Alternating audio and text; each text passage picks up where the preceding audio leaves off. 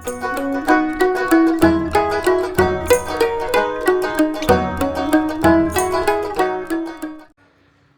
Everyone, कैसे हैं आप सब। आशा करती हूँ आप सब बहुत अच्छे होंगे। मैं अच्छी नहीं हूँ। क्या ही बताऊँ, बस मेरी हेल्थ कंडीशन इतनी ज़्यादा ख़राब हो जाती है कि बस अब बहुत साल हो गए हैं। जब लगता है कि सब ठीक हो रहा है तो फिर से बस सब ख़राब ही हो जाता है। और ख़राब भी नहीं होता, बस लाइफ के पार्ट हैं, सुख दुख। तो बहुत दिनों से मेरा कोई व्लॉग भी नहीं आ रहा था और काफ़ी दिनों से 2-3 दिनों से मैंने अपना आध्यात्म का जो सत्संग का डालती हूँ ना, वो भी नहीं डाला क्योंकि तबीयत बहुत ही ज़्यादा मेरी ख़राब हो चुकी है, इसलिए फिर मैं डाल नहीं पाई। और पिछले महीने 29 तारीख को जो बर्थडे मनाया था, उसके बाद बस मैं फिर बिस्तर में ही हूँ पूरा 1 मंथ। अध्यात्म के जो डालती थी ना, वो तो गुरु की ज्ञान की इतनी पावर है ना कि थोड़ी सी देर में किसी को क्यों पता चले कि मेरी कंडीशन इतनी ख़राब है ना। तो मैंने सोचा थोड़ा सा व्लॉग बनाती हूँ तो आप लोगों को भी पता चल जाएगा, क्योंकि जो लोग मुझसे जुड़े हुए हैं फिर उन्हें लगता है ना, अरे इतने दिन हो गए ब्लॉग नहीं आया, या अध्यात्म वाला मेरा सत्संग का भी ब्लॉग नहीं आया। तो ब्लॉग ना बनाने का यही एक कारण था, क्योंकि मैं पिछले 1 महीने से बहुत ही ज़्यादा बीमार हूँ और कंडीशन इतनी ज़्यादा ख़राब थी कि मैं क्या बताऊँ आप लोगों को।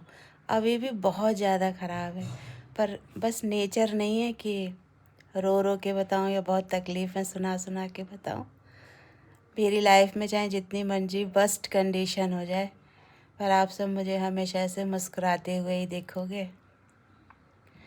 शायद लाइफ का वो अंतिम क्षण होगा ना, तो भी मैं यही सोचती हूँ कि भगवान मेरे फेस पर बस ऐसे ही मुस्कुराहट रहे और संसार से टाटा बाय बाय कह के चली जाऊँ, है ना। क्योंकि कंडीशन इतनी ज़्यादा ख़राब हो जाती है ना कि कुछ समझ ही में नहीं आता। अब मेडिसिन भी चल रही है, डॉक्टर भी है, पर वही है जो रोग है बॉडी में, तो फिर उसमें कम ज़्यादा अंदर बॉडी में क्या बन जाता है पता ही नहीं चलता। मैंने सोचा मैं व्लॉग बनाती हूँ तो सारी बातें शेयर किया करूँगी, है ना। सोच रही थी 1 महीने क्यों नहीं बनाया है व्लॉग, है ना, क्योंकि जो भी कंडीशन है हमारी वो अप टू डेट होनी चाहिए ना। ब्लॉगर हूँ, ब्लॉगिंग करने लगी हूँ, तो वो सारी चीज़ें होनी चाहिए थी। पर यही है कि इसीलिए नहीं बनाया क्योंकि मैं कभी ना तकलीफ़ों को ज़्यादा बताना अच्छा नहीं समझती हूँ। खुद अकेले में सब झेलती रहती हूँ। और हनी भी था, हनी की भी क्लासेस हैं, उसकी भी जैसे जैसे कोर्स आगे बढ़ रहा है ना, उसकी भी जो स्टडी है ना वो थोड़ी टफ़ होती जा रही है, लेकिन फिर भी वही एक सहारा होता है मेरे लिए। तो वो भी मॉर्निंग में 8 बजे 9 बजे जाता था और शाम को 8 साढ़े 8 बजे ही वापस आता था। तो मॉर्निंग में थोड़ा बहुत सब बेचारा करके जाता था मेरे लिए। तो अभी 15-20-21 दिनों से बड़ी ही कंडीशन ऐसी चल रही थी। घर वगैरह भी सारा सब उथल पुथल हो रखा है।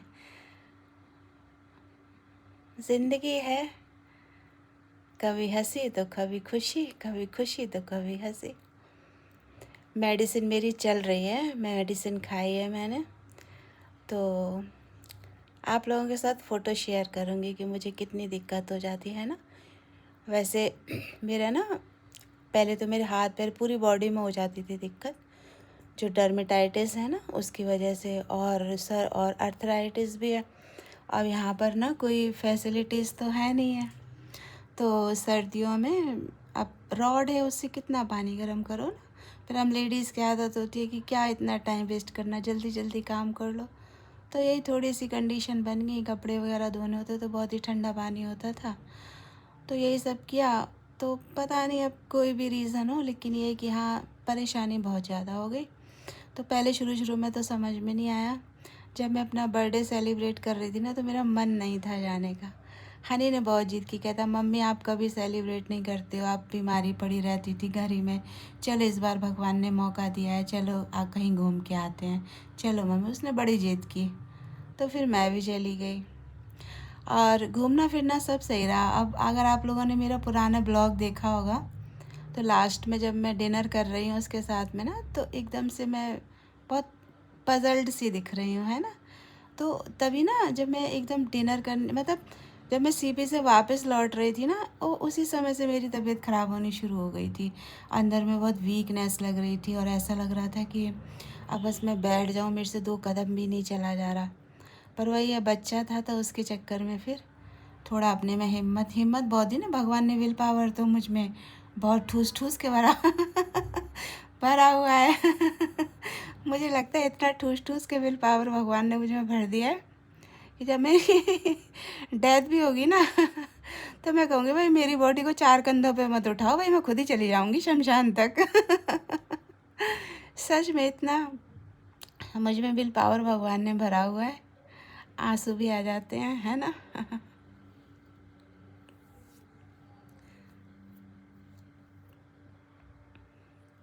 पर कोई नहीं, आप सब मेरी फैमिली हो ना।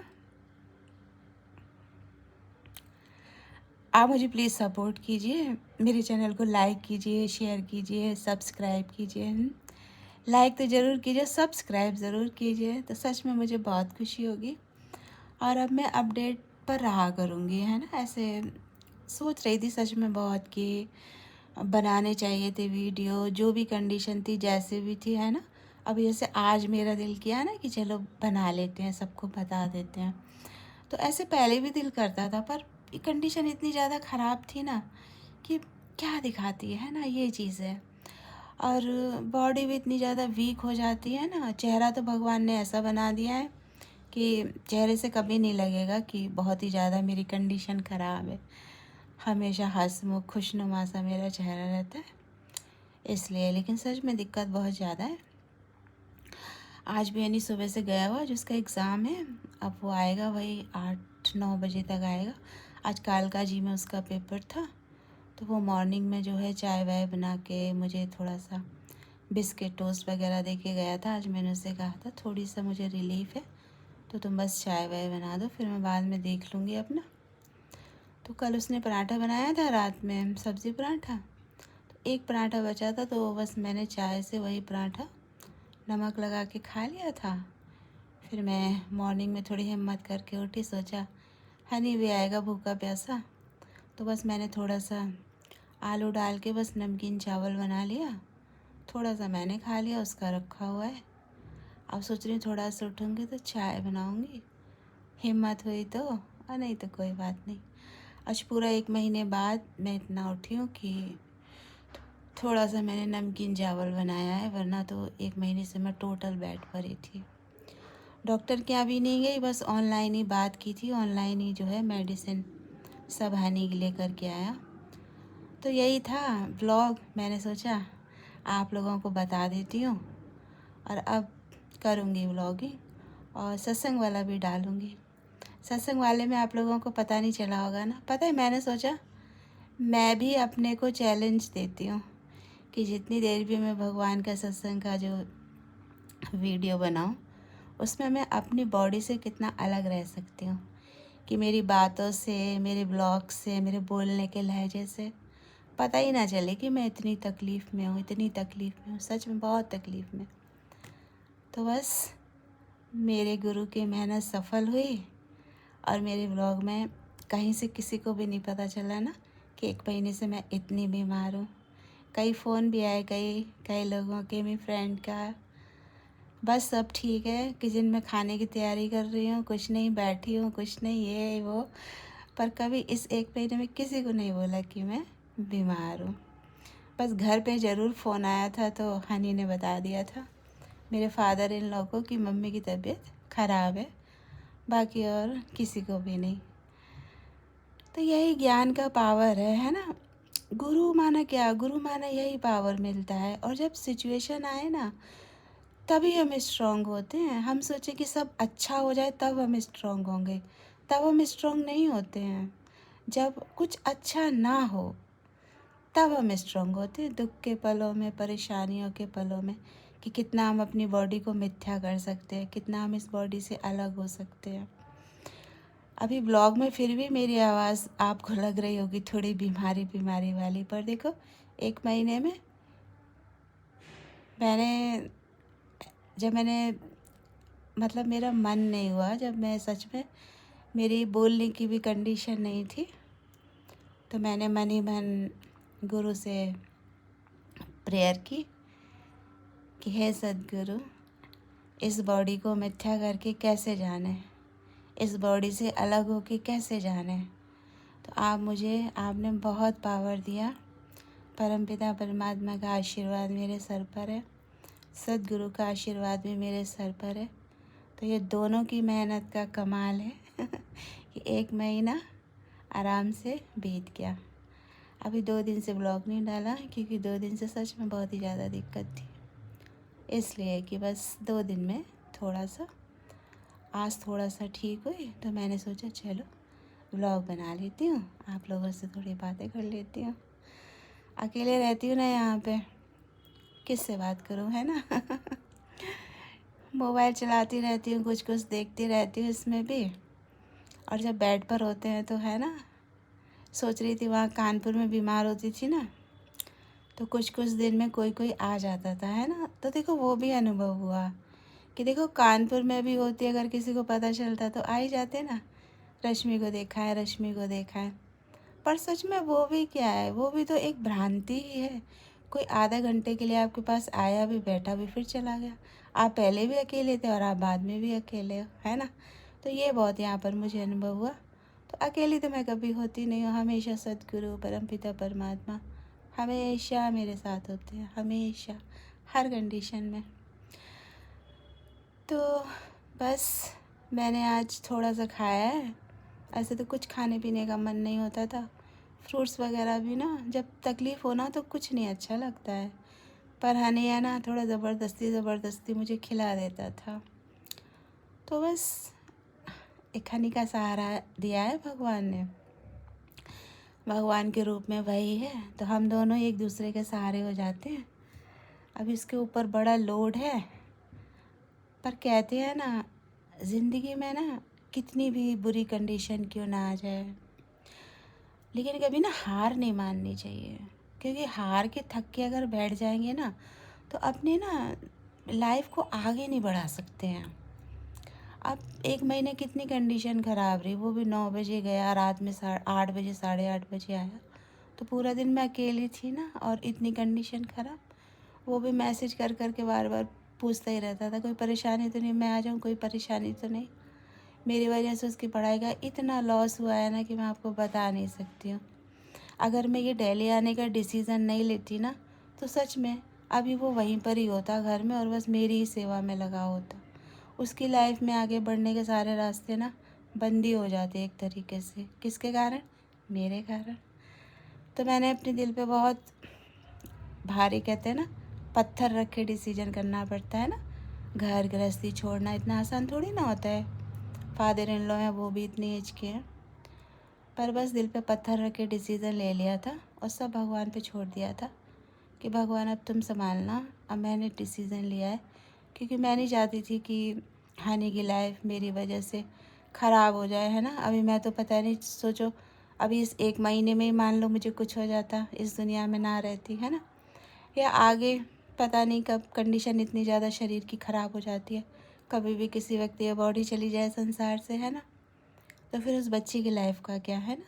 इसीलिए मैंने डिसीज़न लिया था कि अब चाहे कुछ भी हो जाए, हनी को मुझे कोर्स कराना है, और कहते हैं ना किसी भी कीमत पर ये सोच लिया था, किसी भी कीमत पर।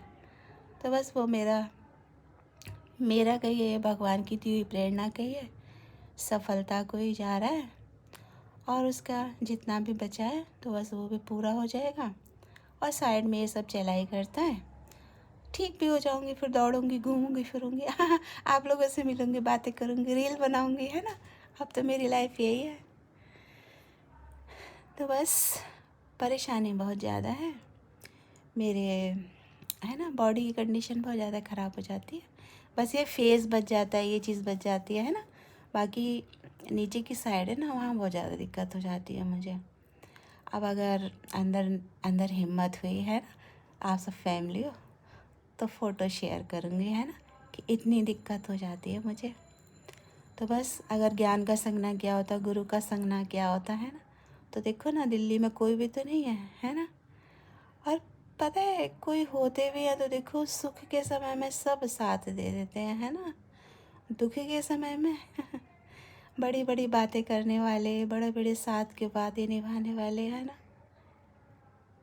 मुश्किल है जो कोई साथ दे, है ना। इसीलिए जब ज्ञान से जुड़ जाते हैं ना और गुरु का संग कर लेते हैं और उस संग से फिर अपने को मजबूत कर लेते हैं ज्ञान से, है ना, तब फिर ना कोई साथ दे या ना दे, ह्यूमन बीइंग्स है ना हम लोग, है ना। तो थोड़ा तो दिल को लगता ही है ना। लेकिन फिर बस वही है ना, अंदर तक बात नहीं जा पाती है क्योंकि अंदर तो अब ज्ञानवान है, ज्ञान की जागृता है, ज्ञान स्वरूप हो गए हैं, तो उन बातों को अंदर नहीं ले जाते हैं। आई और अंदर जाने नहीं पाई, बाहरी वार से उसको ना फूंक मार दिया परमात्मा जो साथ में है, किसकी ज़रूरत है ना। अगर आगे बनाऊंगी ब्लॉग तो इसमें एडिट करूंगी, नहीं तो फिर ये इतना ही पोस्ट कर दूंगी, है ना। तो आप सब लोग खुश रहिएगा और मेरे चैनल को प्लीज़ सपोर्ट कीजिएगा, सब्सक्राइब कीजिएगा, लाइक कीजिएगा। तो फिर मिलते हैं आपसे। नेक्स्ट नहीं बोलूँगी, हो सकता है शायद आगे बना लूँ आज। तो मैं आ गई हूँ किचन में, थोड़ी सी चाय बना रही हूँ। हनी भी आएगा तो उसको भी बनी बनाई मिल जाएगी तो खुश हो जाएगा। तो बस थोड़ी चाय बन रही है, दिखाती हूँ आप लोगों को बहुत दिनों बाद, है ना। ये चाय बन रही है, इसमें मैंने डाल दिया है सब अदरक, चीनी, पत्ती, दूध। आप सब तो जानते हैं मुझे कम दूध वाली पसंद है चाय ना, थोड़ी पतली पतली। मुझे ज़्यादा दूध की चाय बिल्कुल पसंद नहीं है। बस इसको थोड़ी देर खौलाऊँगी, जब ये थोड़ी सी खौल जाएगी ना फिर ये टेस्टी हो जाएगी। ये मैंने थोड़े से चावल बनाए थे, तो थोड़ी सी सिंपल है, इसमें कुछ भी नहीं है, बस आलू है तो थोड़ा प्याज व्याज डाल के बस बना दी मैंने। तो चाय बनती है। तो ये कुछ बिस्किट ले लिए मैंने, बस चाय से 2-3 बिस्किट खा लूँगी। तो अब मैं ये ब्लॉग यहीं पर एंड करती हूँ, चाय पीऊँगी, फिर मिलते हैं आपसे अगले ब्लॉग में। मेरे चैनल को प्लीज़ शेयर कीजिएगा, लाइक कीजिएगा, सब्सक्राइब कीजिएगा। हनी का कॉल आ रहा है, शायद नीचे गेट खोलने के लिए बोल रहा है। तो मिलते हैं आपसे नेक्स्ट ब्लॉग में। तो हनी आ गया है, 8 बज गए। मैं सोच रही हूँ आज हनी से भी मिलवा देती हूँ। बस खत्म हो गई। ये है हनी, आज बहुत दिन बाद। सबको हेलो हाय बोल दो। हेलो हाय, बहुत थक गए, बहुत अच्छी क्लास हुई, बहुत अच्छे नंबर्स मिले हैं मुझे। हाँ जी, मैम बहुत इम्प्रेस थी मेरी, बहुत खुश थी। चलो भाई, मेहनत का फल जो है मिल गया फल, और हम अपना फल खुद ही ले आए हैं। अच्छा, हम अपने फल में एक वाली पफ लाए हैं और एक फैंटा लेके आए हैं। अच्छा चाय बनाई आज तुम्हारे लिए। चलो कोई नहीं, चाय बाद में पियेंगे। अब एंड करती हूँ ब्लॉग का। तो मिलते हैं नेक्स्ट ब्लॉग में, बाय बाय। बार बार ब्लॉग एंड बोल देती हूँ, मैं अगर डेट भी बता देती हूँ। आज 1 मार्च है ना, नहीं आपको लगे पता नहीं कितना पुराने ब्लॉग डाला है। तो आज 1 मार्च है।